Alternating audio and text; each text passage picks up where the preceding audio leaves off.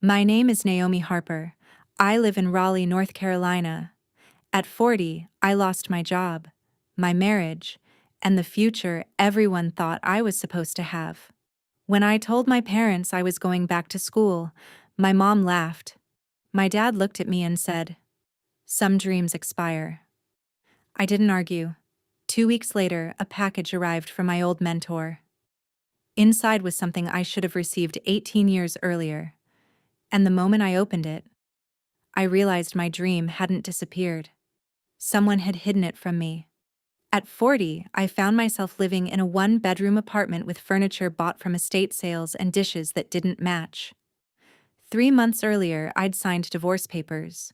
2 months later, the company I'd worked for 16 years eliminated my department. In less than a season, I lost my marriage, my career, and the version of myself everyone respected. Every morning, I opened my laptop. Every morning, another rejection email arrived. I deleted them before anyone could ask. Because failure feels heavier when people are watching. Sunday dinner at my parents' house felt like an interview I hadn't prepared for. Mom, Gloria Harper, looked across the table. "So, any interviews?" I smiled politely. "A few applications." Before I could say anything else, Ethan laughed. "She's treating unemployment like a sabbatical." Everyone chuckled. Dad didn't laugh, but he didn't stop him either. I looked down at my plate and reminded myself why I rarely came anymore. Halfway through dinner, I took a deep breath. "I've decided to apply for a returnship program." Silence. Then Mom burst out laughing. "A returnship?" Dad leaned back. "Naomi, some dreams expire." Ethan smirked. "Sounds like a midlife fantasy." Nobody asked what the program was. Nobody asked why it mattered. They had already decided I was too old. Then Mom turned toward Ethan. "Now that's someone who planned his life." She proudly told everyone about his promotion, his larger office, his bonus. Dad raised his glass. "To success." Everyone clapped. I smiled too, because none of them remembered something. When Ethan graduated college, I postponed graduate school. I paid his first apartment deposit, covered 2 semesters when he lost his scholarship. Nobody mentioned that story anymore. Apparently, sacrifices expire too. When I was 22, I wanted to become an industrial designer. I spent nights sketching prototypes, entering competitions, building models from cardboard and foam. Professor Evelyn Callahan believed in me before I believed in myself. Then life happened.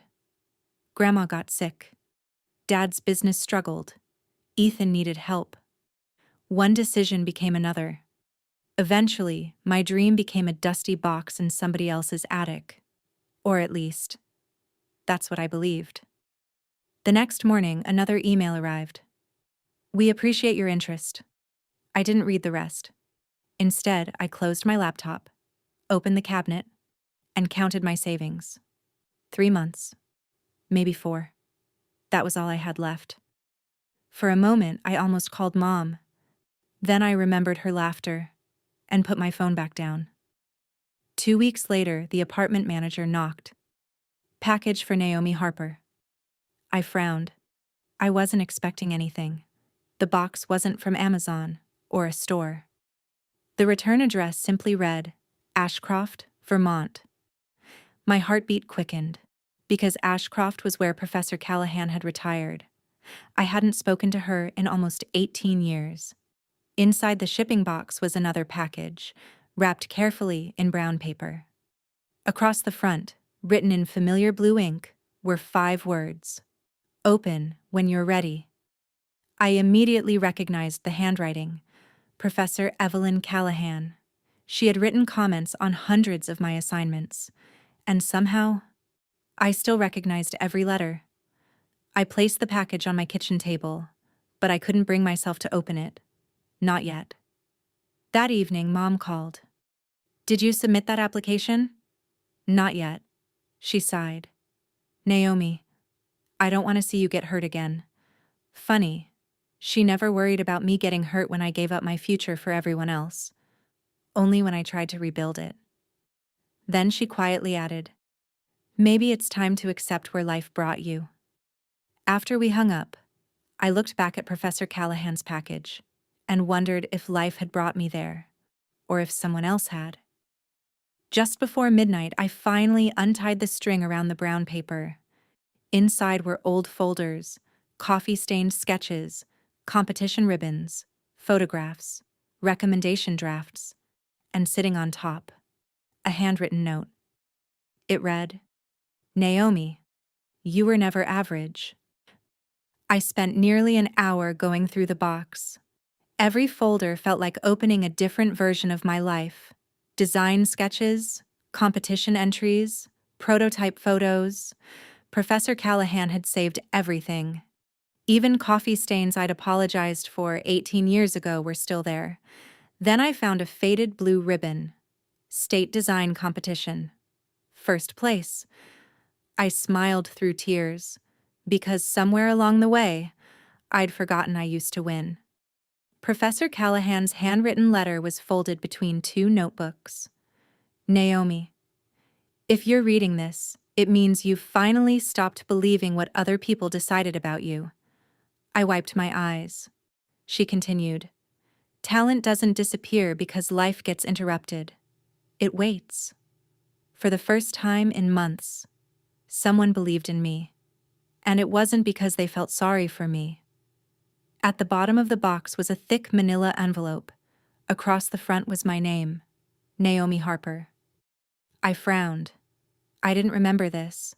Inside were recommendation letters, judges' comments, evaluation forms, then a university letterhead. My heartbeat sped up. Because I recognized the logo. It belonged to one of the most respected design fellowships in the country. I unfolded the letter, then read the date, 18 years earlier, addressed to my parents' house. I kept reading. "Congratulations. You have been selected. Full fellowship. Please confirm your acceptance before July 14th. I stopped breathing. July 14th? Had passed 18 years ago. I never knew this letter existed. I checked the envelope again. My parents' address. Correct. My name. Correct. Even the mailbox number. Everything was right, except one thing. I had never received it. Not once. Not ever. And suddenly, I wasn't wondering why my dream disappeared. I was wondering who made sure it did. There was one last item inside the package. A small flash drive. I plugged it into my laptop. Professor Callahan appeared on the screen. She looked older, but her smile hadn't changed. "Hello, Naomi. If you're watching this, I'm glad you finally opened the box." Then her expression became serious. "There's something I should have told you years ago." My stomach tightened. "I called your parents several times," she said. "I wanted to know why you never responded. They told me you'd changed your mind, that you weren't interested anymore." She paused. I never believed them. I froze, because I never changed my mind. Nobody had ever asked me. Somebody answered for me. The video continued. "One more thing. The fellowship now has a returnship program for experienced professionals." I leaned closer. "The application closes in 9 days." 9 days. That was it. Professor Callahan smiled. "Don't miss this opportunity twice." Suddenly, every second mattered. I drove to my parents' house the next morning. Not to confront them. Not yet. I wanted proof. Mom was gardening. Dad was fixing a shelf in the garage. While they were outside, I quietly walked into the attic. Because if that letter had ever reached the house, something else might still be there. Inside an old storage bin marked Bills 2006, I found a torn envelope. The university logo was still visible. My hands trembled. Tucked inside was a yellow sticky note in Mom's handwriting. "Don't leave this where Naomi can see it." I stared at those 8 words, because suddenly, The biggest failure of my life didn't feel like failure anymore. It felt planned. I took the torn envelope home. Then I remembered something. Dad never threw away financial records. If money had influenced their decision, it would be written somewhere. The next afternoon, while helping Mom move a few boxes from the garage, I spotted an old leather ledger. Dad had used it for years. I flipped through the pages. Then I froze. A withdrawal. The exact month my fellowship deadline expired. The amount matched almost every dollar I had saved while working through college. I stared at the numbers. My savings account. Closed. Transfer completed. Recipient. Ethan Harper housing deposit. I couldn't breathe. That money wasn't a gift. I'd worked nights, skipped vacations, missed graduation trips. Every dollar had a purpose. Apparently, someone had chosen a different purpose for it, without asking me. Before I could process everything, my cousin Julia Brooks called. "You okay?" I hesitated. "No," she sighed. I figured.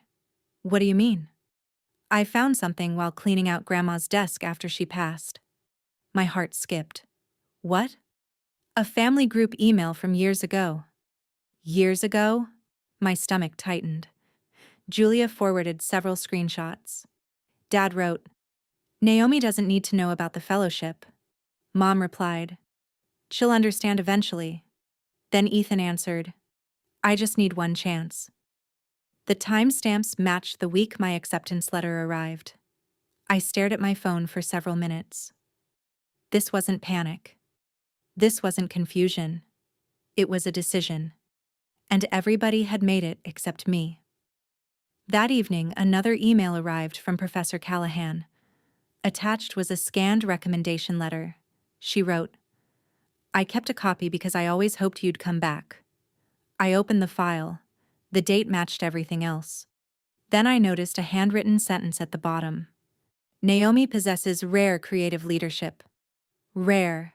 That single word broke me, because my own family spent years convincing me I was ordinary. The application portal opened. A countdown clock appeared. 9 days remaining, every hour suddenly mattered. I scanned old sketches, uploaded awards, organized project photos. Professor Callahan kept encouraging me, one page at a time. For the first time in years, my future felt closer than my past. Ethan stopped by my apartment unexpectedly. His eyes landed on the portfolio spread across my dining table. He laughed. "Still chasing college dreams?" I smiled politely. "I'm chasing mine." He shook his head. "You're 40. As if that changes talent. He didn't answer. Instead, he walked away smiling. The same smile he'd worn 18 years earlier. He still believed I would quit. A few days later, I stopped by my parents' house to return a toolbox. Dad noticed the fellowship envelope sitting on my passenger seat. His face changed instantly. Not confusion. Recognition. He whispered, "Where did you get that?" I looked straight at him. "You remember it?" It wasn't a question. He didn't answer. He simply walked back inside. And suddenly, his silence confessed more than words ever could. The countdown reached 7 days, then 5. Every evening, I worked until midnight, editing my portfolio, rewriting essays, scanning faded photographs. Professor Callahan reviewed every draft. Then she called. "Naomi? Don't miss this twice." I promised her I wouldn't. Not this time. That night, Julia sent one final screenshot. Older than all the others. Dad had written, "She'll get over it." Mom replied, "Family comes first." Then Ethan responded with a simple thumbs up. The timestamp matched the exact day my fellowship acceptance arrived. I stared at the screen. For 18 years, I thought life had closed a door. Now I knew. Someone else had. The application deadline was only 48 hours away. My dining table disappeared beneath sketches, recommendation letters, transcripts, and prototype photos. Every page represented a version of me I'd buried years ago. Professor Callahan called that afternoon. "How's my favorite designer?" I laughed nervously. Terrified. She smiled. "Good. It means this still matters." And she was right. It mattered more than anything. Mom stopped by unexpectedly. She noticed the portfolio immediately. "So you're really doing this?" "I am." She sighed. "Naomi, don't set yourself up for another disappointment." I quietly slid the fellowship letter across the table. She looked at the university logo, then the date. Her hands began shaking. She didn't finish reading, because she already knew. That evening, Ethan called. Julia had apparently told him about the package. "So you're blaming Mom and Dad now?" "I'm blaming facts." He laughed. "You always need someone else to explain your failures." For the first time in years, his words didn't hurt, because I finally knew they weren't true. A notification appeared on my phone. "Julia, you deserve to see this." More screenshots. Mom wrote, "Don't encourage her." Ethan replied, "She'll embarrass herself again." Then Dad added, "She still can't know about that old letter." I stared at the messages. 18 years later, they were still protecting the same lie. Not because it helped me, because it protected them. While organizing the portfolio, another folded paper slipped from between two sketchbooks. Professor Callahan's original recommendation. Signed. Dated. Never mailed back. I smiled through tears, because somehow, she had saved every piece of my future, even the parts my family tried to erase. The deadline clock showed 12 hours remaining. Then my laptop froze. The screen went black. I felt sick. 18 years. And now this? I nearly cried. Then I remembered something. Professor Callahan insisted I keep cloud backups. I logged in from my old tablet. Everything was there. For the first time. Preparation defeated panic. The upload bar crawled painfully across the screen. 92%. 96. 99. I held my breath. Then, application submitted. Time remaining. 3 minutes. I leaned back in my chair. Not because I knew I'd be accepted, because for the first time in 18 years, nobody had stopped me. 2 nights later, our family celebrated Ethan's promotion. The restaurant buzzed with laughter. Then Ethan raised his glass. "I guess we're all climbing the career ladder." He looked at me. "Some of us are just starting 20 years late." Several relatives laughed. Mom smiled awkwardly. Dad looked away. I didn't react. Because I had something they didn't know. Right as dessert arrived, my phone vibrated. Unknown number. I excused myself and stepped outside. "Naomi Harper?" "Yes." "This is Dr. Allison Grant from the Horizon Returnship Program." My heart nearly stopped. "We've reviewed your application." I closed my eyes, waiting. Then she laughed softly. "I think we need to talk." Dr. Grant continued. "Professor Callahan spoke very highly of you. We were impressed 18 years ago. And we're even more impressed today." Then she said the words I'd waited nearly half my life to hear. "We'd like to offer you a fully funded place in our returnship cohort." I couldn't speak. Inside the restaurant, my family was still celebrating Ethan. Outside, my future had just begun. I stood outside the restaurant for almost a minute. The night air felt different, lighter. For 18 years, I had carried a dream that everyone insisted was unrealistic. Now someone who had actually reviewed my work believed in me. I wiped away my tears, took one deep breath, and walked back inside. Nobody noticed I had been crying. They were too busy celebrating Ethan. As soon as I sat down, Ethan smiled. "So? When do classes start?" The table laughed. Mom added, "Let's not get her hopes up until something actually happens." Dad stayed silent. I reached into my purse, pulled out my phone, and quietly placed it beside my plate. I actually have something to share. The room slowly became quiet. I opened the email, then slid my phone toward Mom. Across the top it read, "Congratulations, Naomi Harper. Welcome to the Horizon Returnship Program." Below that, full tuition award, professional fellowship grant approved. Mom's smile disappeared. Ethan leaned forward. Dad adjusted his glasses. Nobody laughed anymore, because suddenly, the dream they buried had become real. Dad slowly put the phone down, his voice barely above a whisper. "I'm sorry." Nobody spoke. Then he looked directly at me. I hid the letter. Mom closed her eyes. Dad continued. "We thought Ethan needed the opportunity more. I kept telling myself you'd understand." I shook my head. "No. You hoped I'd never know." And Dad couldn't argue, because we both knew that was the truth. Mom reached across the table. "I thought we were protecting the family." I looked at her. "By sacrificing mine?" She started crying. "It wasn't supposed to happen like this." But it did. For the first time in years, nobody defended Ethan. Nobody defended the decision. Because there wasn't a defense, only regret. If you've ever rebuilt the future someone else tried to take from you, comment. I kept going. 2 months later, I moved into temporary housing near the university. Everything felt new again. One evening, Ethan called. His company was launching a design partnership. He cleared his throat. "I heard your program director knows some important people." I smiled. Interesting. After all these years, he still believed my value was measured by the doors I could open for him. Then he asked, "Could you introduce me?"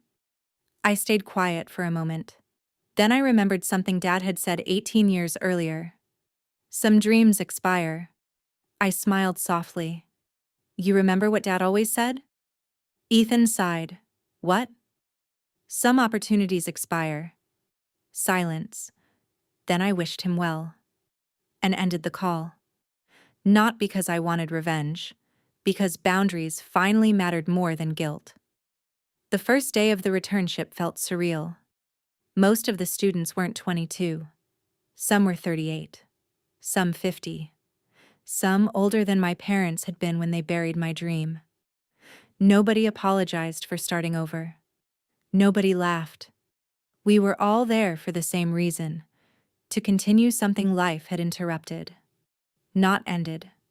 Months later, we stood together in graduation gowns. Professor Evelyn Callahan sat in the front row. She smiled the same way she had 18 years earlier. After the ceremony, she hugged me. "I told you. You were never average." I cried, because she hadn't just saved my portfolio. She had saved the version of me that almost disappeared. Funny thing about dreams, people think they have expiration dates. They don't. Sometimes they're delayed by grief, by responsibility, by family, by fear, but they're still there, waiting.